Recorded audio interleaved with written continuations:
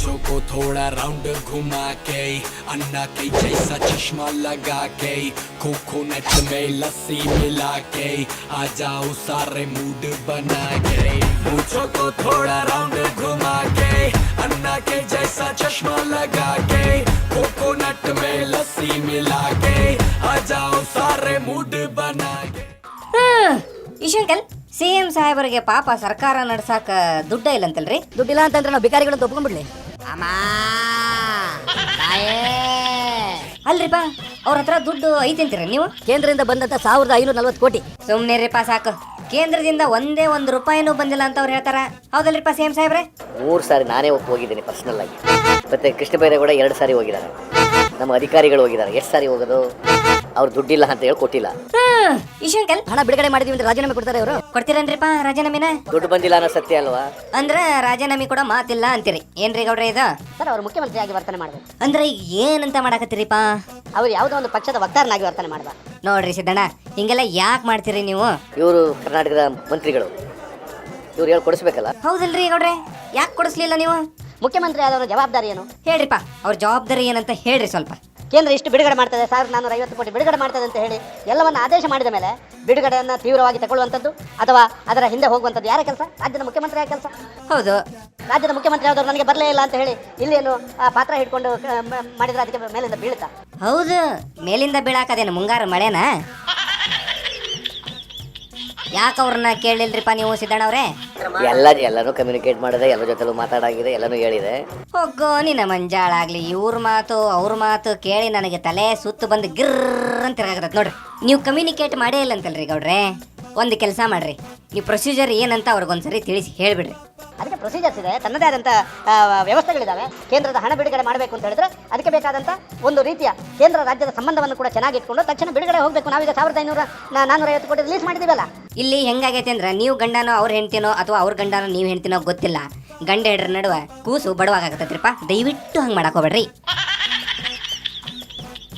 Ishu uncle, ಇನ್ನೇನಾದ್ರೂ ಹೇಳೋದೈತೇನ್ರಿಪ್ಪ?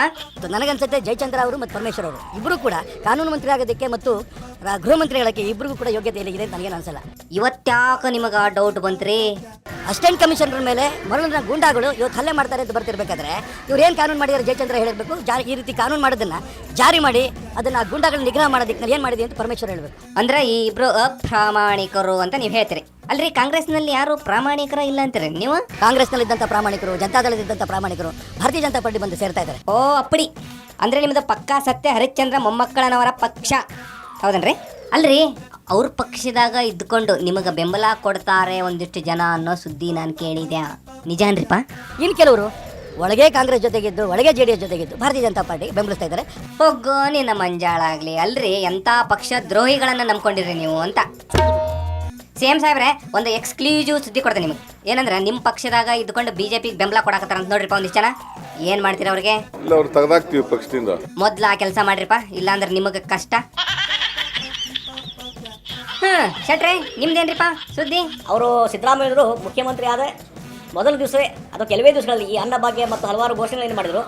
ಆ ಸಂದರ್ಭದಲ್ಲಿ ಅಗ್ಗದ ದರದಲ್ಲಿ ಮದ್ಯವನ್ನು ಕೊಡ್ತೀನಿ ಅನ್ನುವಂಥದ್ದು ಒಂದು ಚಾಲಾಗಿತ್ತು. ಹ್ಞೂ ರೀಪ, ಹಂಗೆ ಸುಮ್ಮನೆ ಸುಳ್ಳು ಹೇಳಿ ಕುಡುಕರಿಗೆ ಭಾಳ ಮೋಸ ಮಾಡಿಬಿಟ್ರು ಅವರು. ಈಗೇನು ಹೇಳಿದ್ರಿ ಕುಡುಕರ ಬಗ್ಗೆ?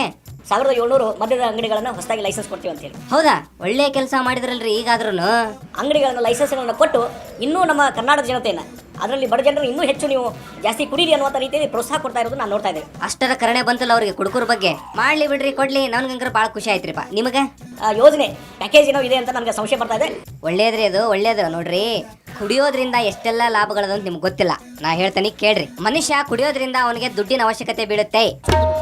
ದುಡ್ಡಿನ ಅವಶ್ಯಕತೆ ಬಿದ್ರೆ ಅವನ ದುಡಿಯಾಕ ಹೋಗ್ತಾನ. ದುಡಿದು ರಾತ್ರಿ ಬಂದ್ಮೇಲೆ ಕಂಡು ಪೂರ್ತಿ ಕುಡಿದು ಊಟ ಮಾಡಿ ಸುಮ್ಮನೆ ಮಲಗ್ತಾನ. ಹಿಂಗೆ ಮಾಡೋದ್ರಿಂದ ಗಂಡ ಹೆಂಡತಿ ಮಧ್ಯೆ ಜಗಳ ತಪ್ಪುತ್ತೆ.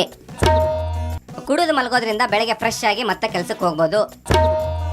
ಇನ್ನು ಭಾಳ ಅದಾವ್ರಿ, ಇಷ್ಟಕ್ಕೆ ಸಾಕು. ಶೆಟ್ರೆ, ಮೋಸ್ಟ್ಲಿ ಸಿಎಂ ಸಾಹೇಬ್ರು ಏನು ಅನ್ಕೊಂಡಿರ್ಬೇಕು ಗೊತ್ತೇನ್ರಿ? ಹೆಂಗೋ 1 ರೂಪಾಯಿ ಕಿಲೋ ಅಕ್ಕಿ ನಾವು ಕೊಡ್ತೇವಿ. ಒಬ್ಬ ಬಡವ 50 ರೂಪಾಯಿ ದುಡ್ಕೊಂಬಂದ್ರು ದಿನಕ್ಕೆ 1 ರೂಪಾಯಿ ಅಕ್ಕಿ ಕೊಟ್ಟರು 49 ರೂಪಾಯಿ ಉಳಿತೈತಿ. 49 ರೂಪಾಯಿ ಮತ್ತೆ ವಾಪಸ್ ನಮ್ಮ ಸರ್ಕಾರಕ್ಕೆ ಬರಲಿ ಅಂತ ಹೇಳಿ ಈ ತೀರ್ಮಾನಕ್ಕೆ ಬಂದಿರ್ಬೋದು ಅಂತ ನನಗೆ ಅನಿಸ್ತದೆ ನೋಡ್ರಿಪ್ಪ. ಅಲ್ಲ ಇವನ ಏನ್ರಿ ಇದು? ಪೊಲೀಸ್ ಅಪ್ಪನ ಕಣ್ಣಾಗ ನೀರು ಗಳ ಗಳ ಗಳ ಇಳ್ಯಾಕತ್ತವು. ಇದನ್ನ ನೋಡಾಕತ್ರ ಎಲ್ಲೋ ಕೇಸ್ ಉಲ್ಟಾ ಆಗೈತಿ ಅಂತ ಕಾಣ್ತೈತಿ. ಪ್ರತಿಭಟನೆ ಮಾಡಾಕತ್ತವ್ರನ್ನ ಬಡದೆ ಎಬ್ಸೋರಿ ಇವರು. ಆದ್ರೆ ಇವತ್ತು ಇವ್ರು ನೋಡಿದ್ರೆ ಇವರ ಪ್ರತಿಭಟನೆ ಕುಂತಂಗೆ ಕಾಣ್ತೈತಿ.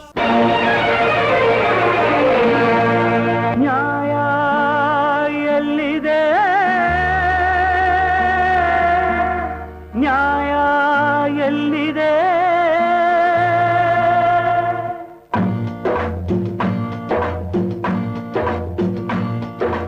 ಎಲ್ಲಿದೆಯೋ ನ್ಯಾಯ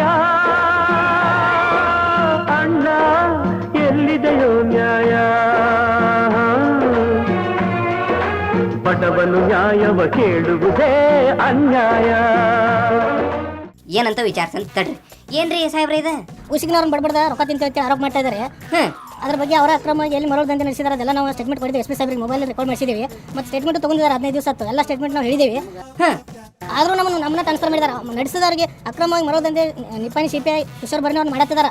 ಅವ್ರದ್ದು ವಿರುದ್ಧ ರೆಕಾರ್ಡಿಂಗ್ ಕೊಟ್ಟಿದ್ದೀವಿ ನಾವು. ಆದರೂ ನಮಗೆ ಉದ್ದೇಶಪೂರ್ವಕ ಮತ್ತು ನಮ್ಮ ಮೇಲಾಗಿ ನಾವು ಸತ್ಯವನ್ನು ಹೇಳಿದಕ್ಕೆ ನಮ್ಮನ್ನ ಟ್ರಾನ್ಸ್ಫರ್ ಮಾಡಿದ್ದಾರೆ ಅವರು. ಏನ್ ಮಾಡ್ತೀರಿ? ಸತ್ಯಕ್ಕೆ ಬೆಲೆನೇ ಇಲ್ಲ ಅಂದಂಗೆ ಆಯ್ತಲ್ರಿ. ಈ ಭ್ರಷ್ಟಾಚಾರ ಅನ್ನೋದು ನಮ್ಮ ದೇಶದಾಗ ದೊಡ್ಡ ಪಿಡುಗಾಗ್ಬಿಟ್ಟತ್ ನೋಡ್ರಿಪ್ಪ. ರಾಜಕೀಯದಾಗ ಭ್ರಷ್ಟಾಚಾರ, ಪೊಲೀಸ್ ಇಲಾಖೆಯಾಗೂ ಭ್ರಷ್ಟಾಚಾರ, ಎಲ್ಲ ಸರ್ಕಾರಿ ಕಚೇರಿಯಲ್ಲೂ ಭ್ರಷ್ಟಾಚಾರ, ಮಕ್ಕಳಿಗೆ ಊಟ ಕೊಡೋದ್ರಲ್ಲೂ ಭ್ರಷ್ಟಾಚಾರ, ಹಾಸಿಗೆ ದಿಂಬು ಕೊಡೋದ್ರಲ್ಲೂ ಭ್ರಷ್ಟಾಚಾರ, ಭ್ರಷ್ಟಾಚಾರ ಭ್ರಷ್ಟಾಚಾರ ಭ್ರಷ್ಟಾಚಾರ. ಈ ಭ್ರಷ್ಟಾಚಾರದ ಬೇರೆ ಕಿತ್ತು ಹಾಕಕ್ ಸಾಧ್ಯನೇ ಇಲ್ಲ ಅನ್ನೋ ಮಟ್ಟಕ್ಕೆ ಅದು ಮರ ಆಗಿ ಬೆಳೆದ್ಬಿಟ್ಟ ನೋಡ್ರಿ. ದೇಶದ ಕತೆ ಇಷ್ಟೇ ಕಣಮ್ಮೋ, ಇಲ್ಲಿ ಚಿಂತೆ ಮಾಡಿ ಲಾಭ ಇಲ್ಲಮ್ಮೋ.